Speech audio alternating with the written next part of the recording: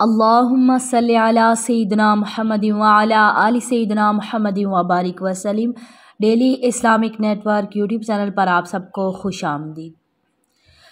कौन से ऐसे लोग हैं कि जिन पर जादू असरअंदाज होता है और जादू की और नज़र बद की अलामात क्या हैं? अक्सर लोग परेशान होते हैं, ज़रा सा ज़िंदगी में कोई मसला हुआ, वो समझते हैं कि शायद हमारे ऊपर किसी ने तावीज़ करवा दिया, जादू करवा दिया या उन पर नज़र बद है। तो इसकी क्या अलामात हैं जिससे आप ख़ुद पता कर सकते हैं कि आपके ऊपर जादू है या नहीं है? चंद अलामात मैं आपके साथ शेयर करूँगी। नंबर 1 पर बीमारी होगी उस बंदे को, लेकिन डॉक्टर के मुताबिक उसकी रिपोर्ट्स बिल्कुल क्लियर होंगी, लेकिन उसकी तबीयत जो है ना वो सही नहीं होगी। और जब वो सो के उठेगा तो जिस्म में उसको दर्द महसूस होगा और बहुत ज़्यादा उसको थकावट महसूस होगी। तबीयत में चिड़चिड़ापन होगा और वो बंदा तन्हाई पसंद ज़्यादा हो जाएगा। छोटी छोटी बातों पर गुस्सा आना शुरू हो जाएगा और गलती अपनी भी हो तो तब भी यानी मानेगा नहीं कि मेरी गलती है। रिश्तेदारों में और घर वालों के साथ बिला वजह बगैर किसी वजह के बड़े बड़े झगड़े पैदा हो जाएंगे। हर वक्त ये महसूस होता होगा कि जैसे उसे कोई देख रहा है। और अचानक से दिमाग का माउफ हो जाना और सोचने समझने की सलाहियत ख़त्म हो जाना, या कि कोई भी काम जो कर रहा है कोई इससे ज़बरदस्ती करवा रहा है, यानी काम करने में दिल ना लगना, चाहे वो ऑफ़िस का हो, घर का हो। औरतों का घर के कामों में दिल नहीं लगेगा।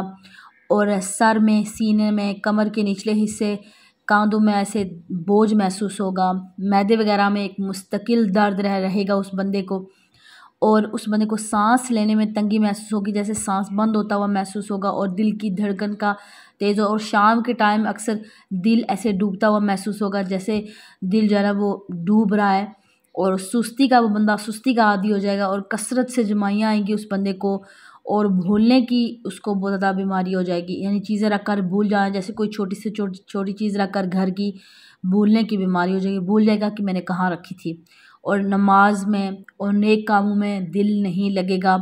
और बुराइयों की तरफ ज़्यादा उस बंदे का होगा, क्योंकि वो चाहते ही यही हैं जो जादू करें कि ये बुराइयों की तरफ ज़्यादा लगे, ताकि ये नेक कामों की तरफ ना आए और इस पर ज़्यादा जल्दी से जादू असर करे।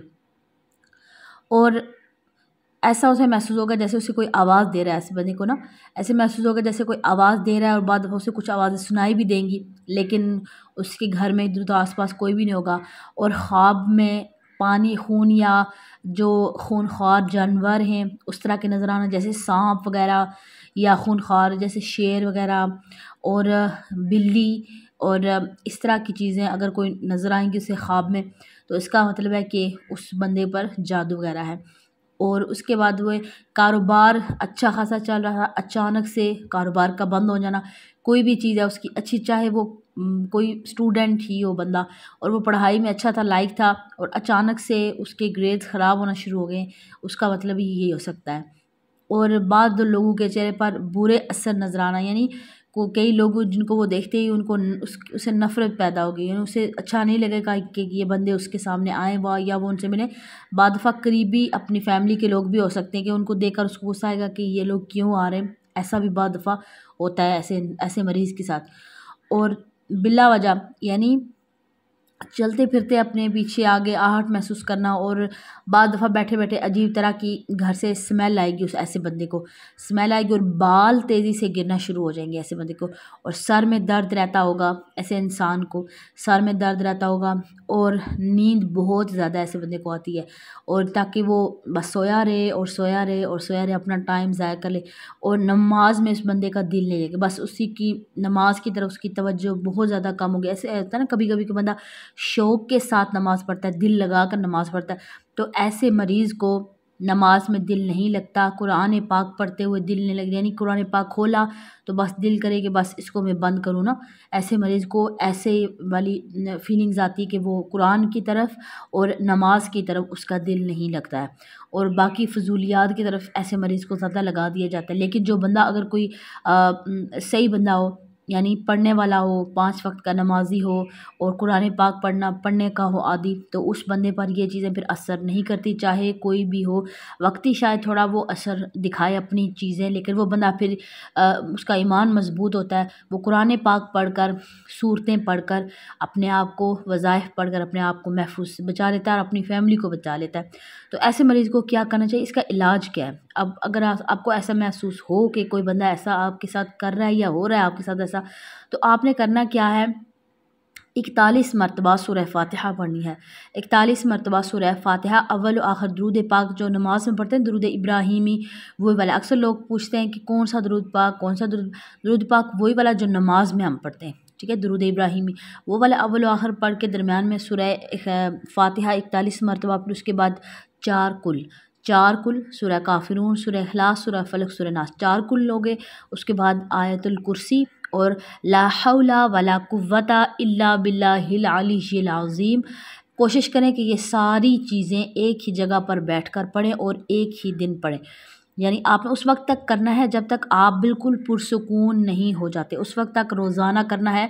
अगर हर नमाज के बाद करें फिर तो बहुत बेस्ट है, लेकिन कम से कम दिन में एक मरतबा ये फ़िक्स कर लें कि ज़रूर करें।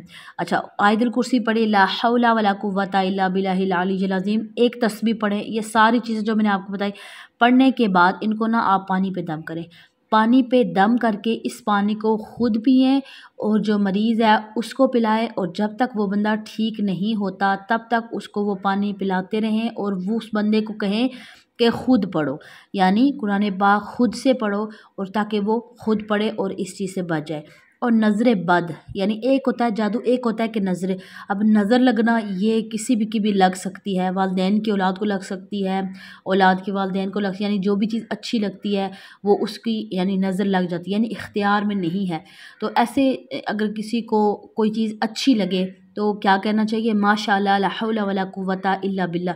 बच्चों को अक्सर नज़र लग जाती है, अपनी भी माँओं की भी लग जाती है, रिश्तेदारों की भी लग जाती है।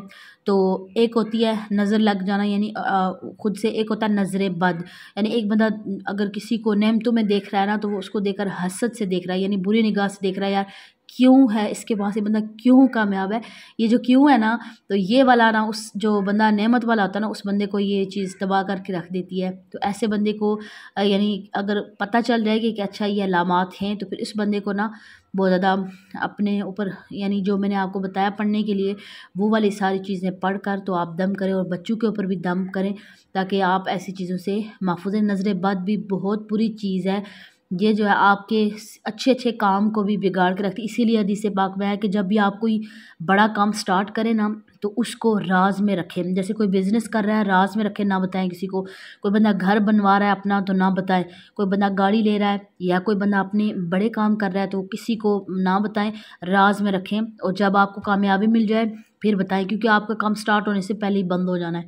तो इसलिए आप किसी को इधर उधर बताने की ज़रूरत नहीं है कि जो भी आप अपना बड़ा काम कर रहे हैं उसको राज में रखें। अपने वालिदैन के साथ आप शेयर करें, इसके अलावा किसी के साथ अपने शेयर ना करें। मुझे उम्मीद है कि आज की वीडियो आपको समझ में आ गई होगी। अगर आपको वीडियो अच्छी लगे, लाइक और शेयर करना मत भूलिएगा। आप सब अपना बहुत ख्याल रखिएगा, दुआ में याद रखिएगा। अल्लाह हाफिज़।